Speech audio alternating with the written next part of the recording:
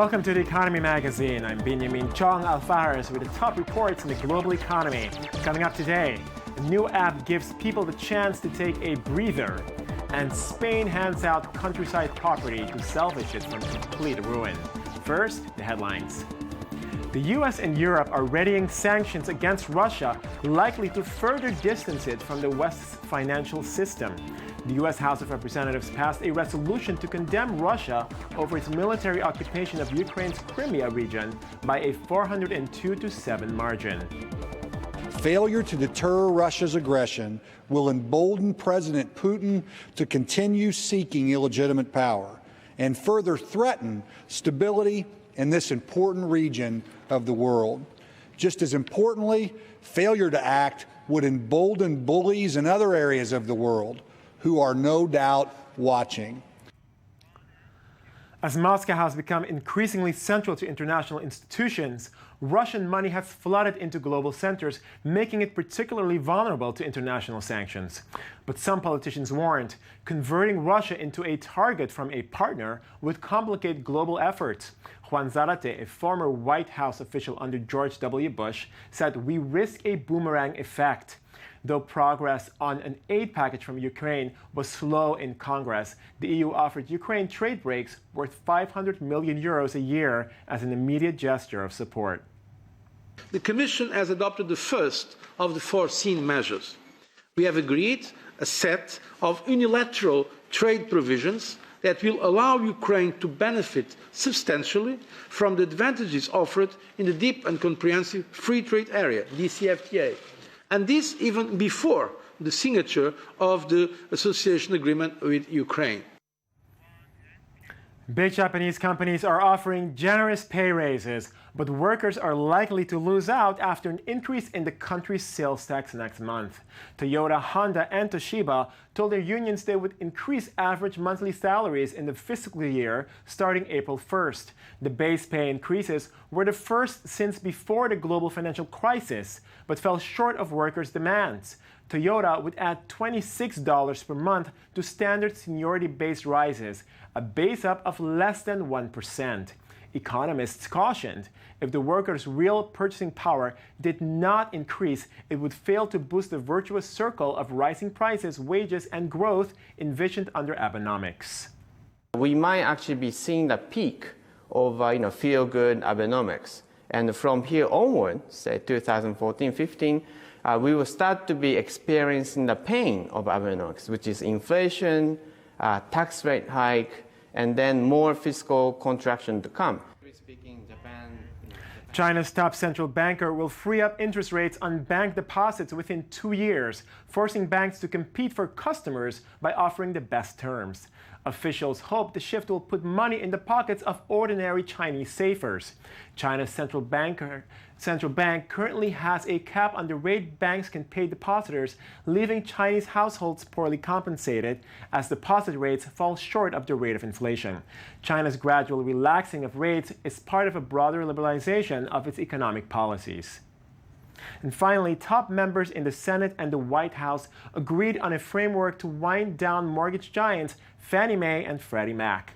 The plan to overhaul the nation's $10 trillion mortgage market calls for replacing Fannie and Freddie with a new system of federally insured mortgage securities. The new system would require private insurers to take initial losses before any government guarantee would be triggered. The agreement faces a long road to approval, but represents the most concrete step to resolve the last major piece of unfinished business from the 2008 financial collapse. Applications increasingly guide our lives, both at home and outside. But what if you get stuck between meetings and don't want to go to a coffee shop? This app has the answer. Who hasn't been stuck between two meetings, forced to go for a coffee or look for the nearest Wi-Fi network just to pass the time? Breather, a new app, aims to be the place to go to find a private space with a sofa, desk, and Wi-Fi, as well as breathing room to fill the time gaps. Breather is a network of beautiful private spaces available in major cities, right now in Montreal and New York, that you can find, reserve, and access via our mobile app. As work from home in remote places becomes the norm, in a place like New York City, after only a week, the 3 sites at Penn Station, Flatiron, and Soho are nearly fully booked by enthusiastic customers. I'm always all over the city every day. I have different things to do in different parts of town, different appointments, and I can't always go home in between, and I don't necessarily want to go to a coffee shop or just hang out. So I would definitely use it sort of if I had an awkward amount of time. Still, private spaces for rent can pose potential problems for privacy and legality. Obviously, we don't want to abuse our members' trust by having video cameras in the spaces. What we do is have the spaces cleaned after every use. Our cleaners know to look out for signs of anything illegal or immoral happening in the space. And if they do find any signs of that, that member is violating our terms of use and is kicked off the service. Breather plans to expand in all major U.S. cities, and soon people around the world will be able to enjoy taking a breather in the middle of the city. And for more on this story, we're now joined by I-24 News Tube editor Yaron ten Brink. Yaron, hi. Thanks for joining us. What makes this app special? What makes it different from other apps? Well, it's not special, but it joins a growing group of disruptive apps. Okay. Kind of these. What's that mean? These kind of apps like Get Taxi that we have here in Israel, or Uber that's very popular in the States. They kind of invade existing industries and change the way people are doing business. In this case, it changes the whole rental, like apartment or office rental business, in a way that is really interesting because, a lot of people in big cities rent offices. Not all of them really need an office. They spend a few hours a day there and, just languish and here you have an opportunity as a small businessman or a small startup to rent a space on an hourly basis when you need it for a meeting or to work quietly or, just... Right. Has Breather made it clear where they get these spaces from? I mean, how do they source locations? They raised quite a lot of funding during the last year, a few millions.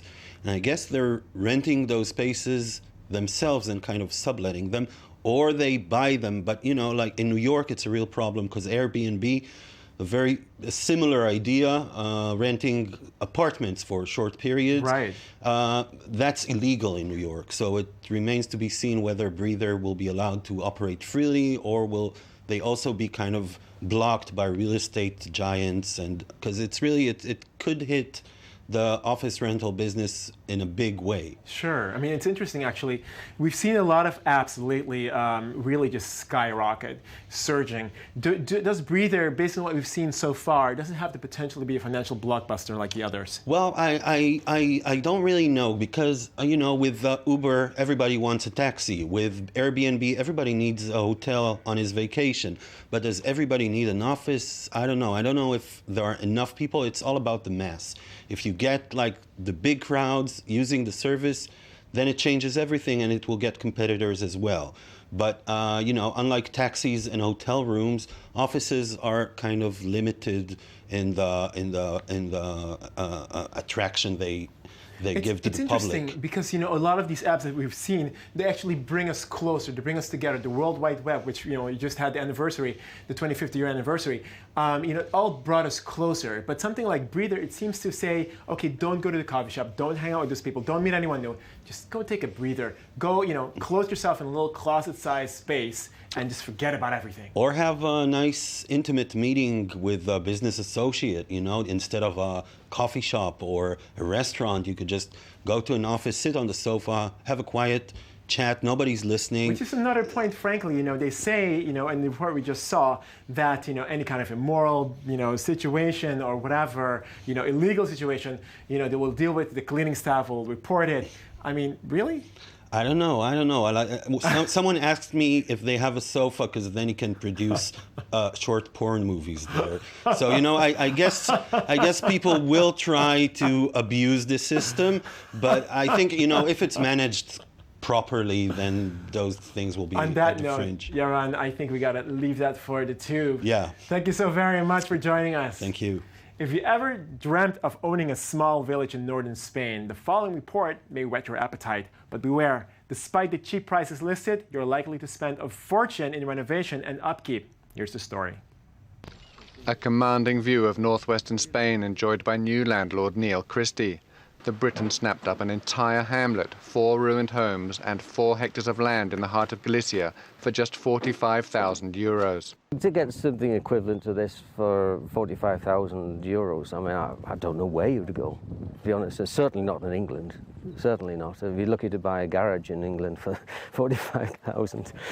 There are nearly 3,000 abandoned hamlets and villages dotted around Spain, especially in the north. It's a new line of business for estate agents, who've had little trouble convincing owners to part with them.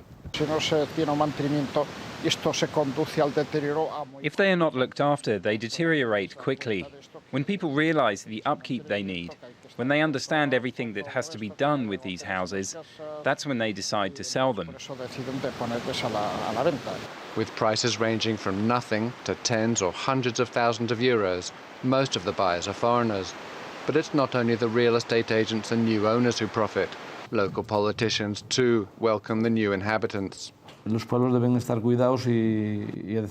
Our villages need to be maintained and cleaned. If we leave them abandoned, I think we'll end up with problems, fires, total ruin.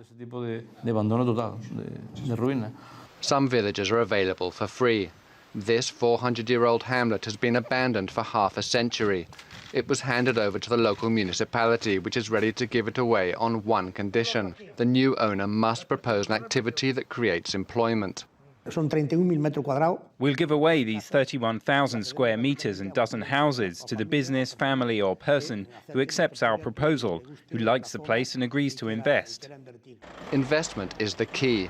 After years of crisis and decades of exodus from the countryside, small villages see these property sales as a new way to avoid disappearing altogether into the grave of history.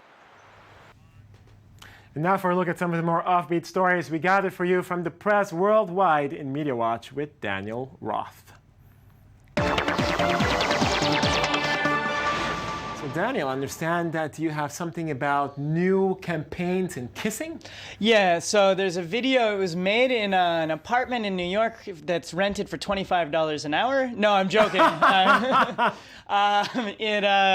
This is a viral video, viral in every sense of the word. It's 24 million hits right now. Maybe since we've been in the studio, it's gone up another million or two. And it's this. I watched it yesterday. It's this cute video of people meeting. You can see behind me, they're meeting for the first time and they're gonna kiss, right? And it's been going around this cute kind of the anticipation and the feeling of love, just in the eyes and this beauty. Love is in the air. It turns. Okay, go ahead. It turns Slate reporting that this is an ad. It was just an ad for a clothing company which we will not be saying the name of. Evil. Because their whole point was to get people saying their name. We're not going to fall into that trap. But just to talk about actually what is happening with advertising now. This was a video, I had friends who were posting this saying this is the cutest thing they've ever seen. Other friends talking about the politics of the body types in the video. Just everything you can imagine, but not a single person understood that this was an ad for clothing. Right. And the reality is that advertisers are willing and able to go everywhere and do anything and slip their way into every kind of place that we view. And they don't have to mark the fact that they're doing an advertisement here? No, so here in Israel you have a little swish at the top of the TV screen that tells you so that nobody's confused. Just so you know, this is an ad. Okay. Right. You don't need that. You don't need that in a lot of countries. Certainly not in the States and in Canada. I think it's part of a trend of just the regular media. Everything's gone sort of more real world, so to speak. And just in general, I think probably the line between what's real and what's not has become very blurred. Is that correct? Yeah. Because we're seeing that now in advertising too. Yeah, advertising is now in your news feed on Twitter or Facebook. It's in your life. It's part of you, so to speak. Right. It's like, they know all your business.